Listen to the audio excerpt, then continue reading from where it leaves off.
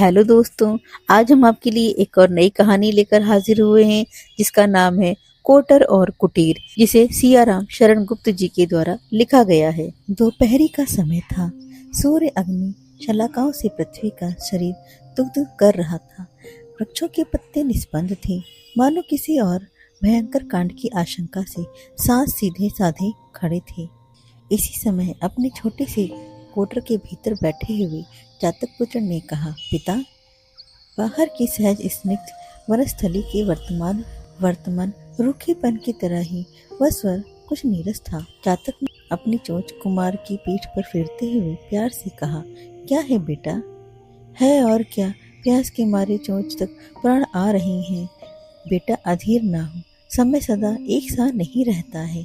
तो यही तो मैं भी कहता हूँ, समय सदा एक सा नहीं रहता। पुरानी बातें पुराने समय के लिए थीं, आप अब भी उन्हें इस तरह छाती से चिपकाए हुए हैं जिस तरह बानरी मरे बच्चे को चिपकाए रहती है। घनश्याम की बाट आप जोहते रहिए, अब मुझसे यह नहीं सच सकता। घनश्याम के सिवा हम और किसी का जल ग्रहण नहीं करते। यही हमारे कुल का व्रत है। इस व्रत के कारण अपने गोत्र में न तो किसी की मृत्यु हुई और न कोई दूसरा अनर्थ। आप कहते हैं कोई अनर्थ नहीं हुआ, मैं कहता हूँ प्यास की इस यंत्रणा से बढ़कर और अनर्थ क्या होगा। जहाँ से भी होगा मैं जल ग्रहण करूंगा ही। जातक सिहर कर पंख फड़फड़ाने लगा, मानो उसने उन अश्रव्य वचनों और कानों के बीच में कोलाहल की परिखा से खड़ी कर देनी चाहिए। थोड़ी देर तक चुप रहकर वह बोला, बेटा धैर्य रख, अपने इस व्रत के कारण ही पानी बरसता है और धरती माता की गोद हरी भरी होती है। यह व्रत इस तरह नष्ट कर देने की वस्तु नहीं है।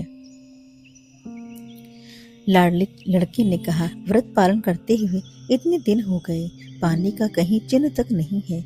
गर्मी ऐसी पड़ रही है कि धरती के नदी नाले सूख गए हैं। फिर सूर्य के और निकट रहने वाले आकाश के मेघों में पानी टिक ही कैसे सकता है। बेटा, पृथ्वी का यह निर्जल उपवास है। यही इसी पुण्य से उसे जीवन दान मिलेगा। भोजन का पूरा स्वाद और पूरी तृप्ति पाने के लिए थोड़ी सी क्षुधा सहन करना अनिवार्य ही नहीं, आवश्यक भी है। पिताजी, मैं थोड़ी सी क्षुधा से नहीं डरता, परंतु यह भी नहीं चाहता कि क्षुधा ही क्षुधा सहन करता रहूं। मैं ऐसा व्रत व्यर्थ समझता हूँ। देवताओं का अभिशाप लेकर भी मैं इसे तोड़ूंगा। घनश्याम को भी तो सोचना चाहिए था कि उनके बिना किसी के प्राण निकल रहे हैं। आदमी ने मेघों पर अविश्वास करके कृषि की रक्षा के लिए नहर, तालाब, कुओं का बंदोबस्त कर लिया है। कृषि ने आपकी तरह सिर नहीं हिलाया कि मैं तो घनश्याम के सिवा और किसी का जल नहीं छूऊंगा। हमें क्यों इस तरह कष्ट सहें? आप चाहे रखें या छोड़ें, मैं यह झंझट न मानूंगा। जातक ने देखा मामला बेढब हुआ चाहता है, यह इस तरह न मानेगा। कहा, यह बताओ, तुम जल कहाँ से ग्रहण करोगी? जातक पुत्र चुप। उसने अभी तक इस बात पर विचार ही नहीं किया था। वह सोचता था जिस प्रकार लाखों जीव जंतु जल पीते हैं उसी प्रकार मैं भी पीऊंगा, परंतु वह प्रकार कैसा है वह उसकी समझ में न आया था। लड़के को चुप देखकर पिता ने समझा, कमजोरी यही है। वह जानता था कि कमजोरी के ऊपर से ही आक्रमण करना विजय की पहली सीढ़ी है। बोला, चुप कैसे रह गए? बताओ, तुम जल कहाँ से ग्रहण करोगे? हिचकिचाकर अपनी बात स्वयं ही खंड खंड करते हुए लड़के ने कहा, जहाँ से और दूसरे ग्रहण करते हैं वहीं से मैं भी करूँगा। पिता ने कहा, पड़ोस में वह पोखरी है, अनेक पशु पक्षी और आदमी भी वहाँ जल पीते हैं। तुम वहाँ जल पी सकोगे? बोलो, है हिम्मत? जातक पुत्र को उस पोखरी के स्मरण से ही फुरहरी आ गई। आह, उसमें कितनी गंदगी है। पत्ते, सूखी डंठलें और आदि गिर गिर कर उसमें सड़ती रहती हैं। कीड़े बुलबुलाते उनमें साफ दिखाई दे सकते हैं। लोग उसमें कपड़े निखारने आते हैं या गंदे करने। कई बार सोचने पर भी वह समझ ना सका था। एक बार एक आदमी को अंजलि से पानी पीते देख उसने कहा था, देखो पिताजी, ये कैसे घृणित जीव हैं। अवश्य ही उसने अपने व्रत का जिक्र उस समय नहीं किया था, परंतु उसके मन में उसी का गर्व छलक उठा था। अब इस समय वह अपने पिता से कैसे कहे कि मैं उस पोखरी का पानी ही पीऊंगा। चातक बोला, बेटा अभी तुम नासमझ हो, चाहे जहां से पानी ग्रहण करना। इस समय तुम आसान समझ रहे हो, परंतु जब इसके लिए बाहर निकलोगे तब तुम्हें मालूम पड़ेगा हमारी प्यास के साथ करोड़ों की प्यास है और तृप्ति के साथ करोड़ों की तृप्ति। मुझसे अकेले तृप्त होते कैसे बनेगा। जातक पुत्र इस समय अपने हठ को पुष्ट करने वाली कोई युक्ति सोच रहा था। पिता की बात बिना सुने वह बोल उठा, मैं गंगा जल ग्रहण करूंगा। जातक ने कहा, गंगा जी तो यहाँ से 5 दिन की उड़ान पर हैं। तू नहीं मानता तो जा, परंतु यदि तूने और कहीं का एक बूंद भी लिया तो हमें मुंह ना दिखाना। जातक पुत्र प्रणाम करके फुर्र से उड़ गया। बुद्धन का कच्चा खपरेल था, छोटी छोटी 2 कुठरियां, फिर उन्हीं के अनुरूप आंगन और उसके आगे पौर। पुराना छप्पर नीचे झुककर घर के भीतर आश्रय लेने की बात सोच रहा था। जीर्ण शीर्ण दीवारें रोशनदान न होने की साध दरारों के दस्तक से पूरी किया करती थी। उस घर में और कुछ हो या ना हो, आंगन के बीच जातक पुत्र के विश्राम करने के योग्य नीम का एक वृक्ष था। तीसरी उड़ान की थकान मिटाने के लिए वह उसी पर उतरा। नीम की इस निजता तथा सघनता से जातक पुत्र को अपने निजी सहकार की याद दिला दी। विश्राम पाकर भी उसके जी में एक प्रकार की व्याकुलता उत्पन्न हो गई। पकी निभौरी की तरह उस वेदना में भी कुछ माधुर्य था। नीचे वृक्ष की छाया में बुद्धन लेटा हुआ था। अवस्था उसकी 50 के ऊपर थी। फिर भी अभी कुछ दिन पहले तक उसके पैरों में जीवन यात्रा की इतनी ही मंजिल तय करने योग्य शक्ति और मालूम होती थी। एक दिन एकाएक पक्षाघात ने उसे अचल कर दिया।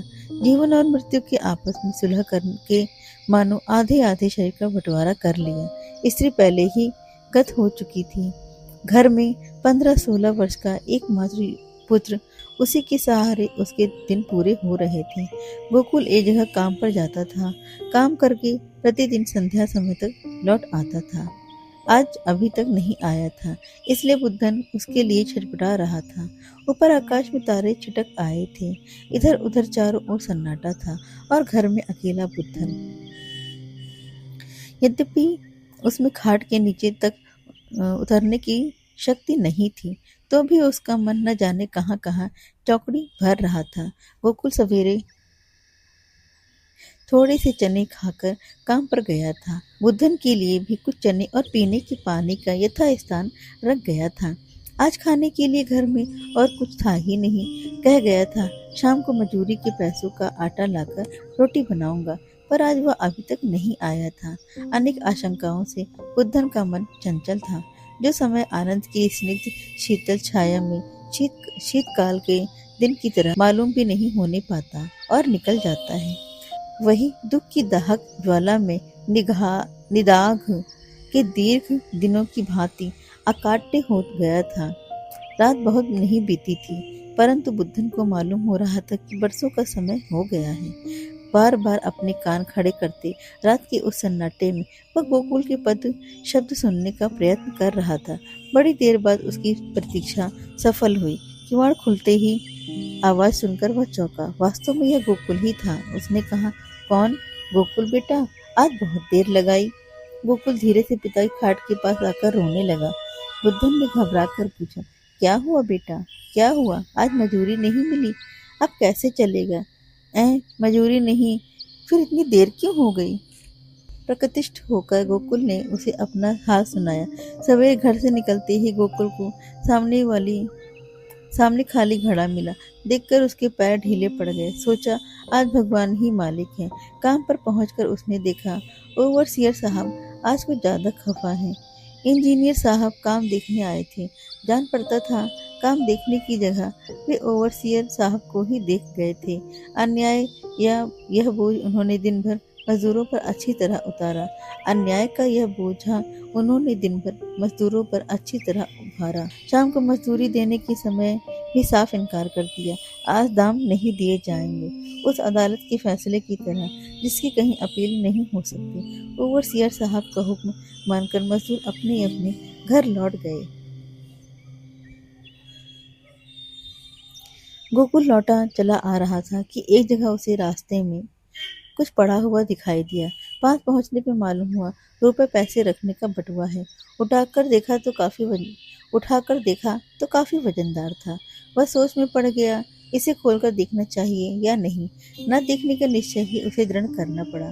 कौतूहल निवृत्ति करने के लिए उसने उसे टटोला। टटोलने पर मालूम हुआ रुपए हैं और बहुत कम भी नहीं। थोड़ी देर तक वह वहीं खड़ा खड़ा सोचता रहा, इसका क्या करूं। उसके पिता ने उसे अब तक जो कुछ सिखाया था, उसने उसे उस बात के सोचने का अवसर ही नहीं दिया कि बटुआ अपने पास रख ले। वह वही सोच रहा था कि यह किसका है। जब उसे मालूम होगा कि उसका बटुआ खो गया है, तब उसकी क्या दशा होगी। रुपए पैसे का क्या मूल्य है, यह बात वह कुछ दिनों में ही अच्छी तरह जान गया था। उस व्यक्ति की उस समय की दशा का विचार करके वह इस प्रकार सिहर उठा, मानो उसी का बटुआ खो गया हो। उसे ध्यान आया कि कुछ दूर उसने एक गाड़ी जाती हुई देखी थी। उस पर कान में मोती पिरोई सोने की बाली पहने एक महते बैठे थे। संभव है यह बटुआ उन्हीं का हो, और किसी के पास इतने रुपए होना आसान भी नहीं। यहाँ कुएं पर गाड़ी रोककर उन्होंने पानी पिया होगा और आग जलाकर तंबाकू भरी होगी। एक जगह आग जलाई जाने के चिन्ह मौजूद थे। उसने इस बात का विचार ही नहीं किया कि गाड़ी तक जाने में कितना समय लगेगा, और वह दौड़ पड़ा। लगभग आधे घंटे के परिश्रम से वह उस गाड़ी के पास पहुंच गया। गोकुल ने हाफते हाफते पूछा, महते तुम्हारा कुछ खो तो नहीं गया। महते ने चौंक कर गाड़ी में उधर उधर देखा, साथ ही जेब पर हाथ रखा तो पाषाण की तरह निस्पंद हो गए। गोकुल ने महते की वह अवस्था देखी न गई। वह बटुआ दिखाकर उसने झट से प्रश्न कर दिया, यह तुम्हारा है। एक क्षण में ही जीवन और मृत्यु का द्वंद सा हो गया, मानो बिजली के खटके से प्रकाश बुझाकर घर फिर से उद्दीप्त कर दिया गया हो। महते ने कहा, भगवान तुझे सुखी रखे भैया। इसे कहाँ पाया? रास्ते में पड़ा था। इसमें कितने रुपए हैं? महते ने हिसाब लगाकर बताया, 42 रुपए, एक अठन्नी, एक घिसी हुई बेकाम दुअन्नी, 10 या 12 आने पैसे, एक कागज, एक चांदी का छल्ला। गोकुल ने बटुआ खोलकर रुपए गिने, सब ठीक निकले। बटुआ हाथ में लेकर महते की आंखों में आंसू भर आए और बोले, इतनी बड़ी रकम पाकर भी जिसे इसका लोभ ना हो। भैया, मैंने ऐसा आदमी आज तक नहीं देखा। यदि किसी और को यह बटुआ मिलता तो मेरा मरण हो जाता। आशीष दे रहा है, भगवान तुम्हें सदा सुखी रखे। यह कहकर महते ने बटुए से निकालकर गोकुल को 2 रुपए देने चाहे। उसने सिर हिलाकर कहा, मेरे बप्पा ने किसी से भीख लेने के लिए मुझे मना कर दिया है। मुफ्त के रुपए मैं ना लूंगा। महते के सजल नेत्र विस्मय से खुले ही रह गए। गोकुल थोड़ी देर में उस अंधकार में उनकी आंखों से ओझल हो गया। सब वृतांत सुनकर गोकुल अपराधी की भांति खड़ा खड़ा बोला, बप्पा, आज खाने के लिए कुछ नहीं है। महते से कुछ उधार मांग लाता तो सब ठीक हो जाता। मेरी समझ में यह बात उस समय आई ही नहीं। बुद्धन की आंखों से झरझर आंसू झरने लगे। गोकुल को अपनी दोनों भुजाओं में भरकर उसने छाती से लगा लिया। आनंद तिरेक ने उसका कंठावरोध कर दिया। उसे मालूम हुआ कि उसके क्षुधित और निर्जीव शरीर में प्राणों का संचार हो गया है। उसे जिस तृप्ति का अनुभव होने लगा, वह दो एक दिन की तो बात ही क्या जीवन भर की क्षुधा शांत कर सकती है। वह 2 एक दिन की बात ही क्या जीवन भर की सुधा शांत कर सकती है। धन संपत्ति, मान और बड़ाई सब उसे तुच्छ से प्रतीत होने लगे, मानो एक का एक उसके सब दुख रोग दूर हो गए हैं। अब वह बिना किसी चिंता के मृत्यु का आलिंगन इसी क्षण कर सकता है। बड़ी देर में अपने को संभाल कर बुद्धन बोला, अच्छा ही किया बेटा जो तूने महते से रुपए उधार नहीं लिए। वह उधार मांगना भी एक तरह का मांगना ही होता। भगवान ने तुझे ऐसी बुद्धि दी है, मैं तो यही देखकर निहाल हो गया। 2 एक दिन की भूख हमारा कुछ नहीं बिगाड़ सकती। जिस तरह चातक अपने प्राण देकर भी मेघ के सिवा किसी दूसरे का जल लेने का व्रत नहीं तोड़ता, उसी तरह तू भी ईमानदारी की टेक न छोड़ना। मुझे मालूम हो गया, यह तू मुझसे भी अच्छी तरह जानता है। फिर भी कहता हूँ, सदा ऐसे ही मती रखना, चाहे जितनी बड़ी विपत्ति पड़े, अपनी नीयत न डूबना। ऊपर चातक पुत्र सुन रहा था, उसकी आंखों से भी झरझर आंसू झरने लगे। बड़ी कठिनता से वह रात बिता सका। पौ फटते ही बड़े सवेरे वह फिर उड़ा, परंतु आज वह विपरीत दिशा की ओर चला। उसी दिशा को जिधर से वह आया था। उसकी उड़ान पहले से तेज हो गई थी, फिर भी अपने कोटर तक पहुंचने में उसे 4 दिन की जगह 7 दिन लग गए।